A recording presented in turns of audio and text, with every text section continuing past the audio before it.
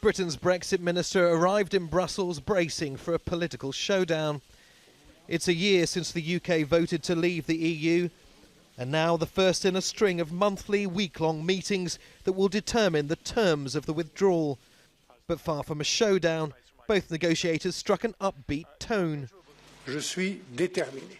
The EU's MICHEL Barnier even quoted French poetry about how determined he feels. But as Winston Churchill once said... The Brexit minister's response, lines from Winston Churchill. Who else? Our objective is to agree on the main principles of the key challenges for the UK's withdrawals as soon as possible. This includes citizens' rights, the single financial settlement, and the question of the borders, in particular in Ireland.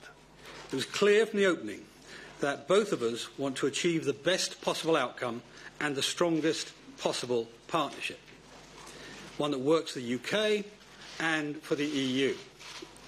Nowhere is this more true than on the important issues around the rights of citizens, where I'm happy to report there is much common ground. It's not the timetable the British government had hoped for, but in these first few months of negotiations, both sides have agreed to discuss the status of more than 3.2 million EU nationals currently living in the UK, not to mention more than 1 million Brits living in the European Union. There may also be some progress on the border between Northern Ireland and the Republic of Ireland, the UK's only land border with another EU state.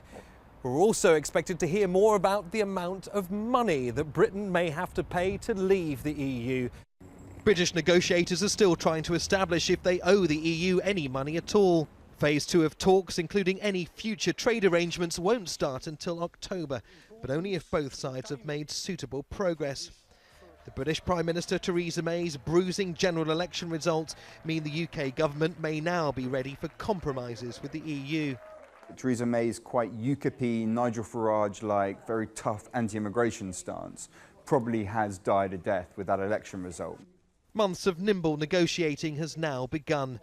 Both sides are promising to make swift progress, with Theresa May expected to reveal more about the status of EU citizens in the UK as early as Thursday.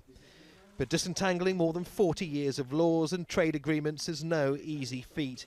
This divorce could take decades to undo. Neave, Al Jazeera, Brussels.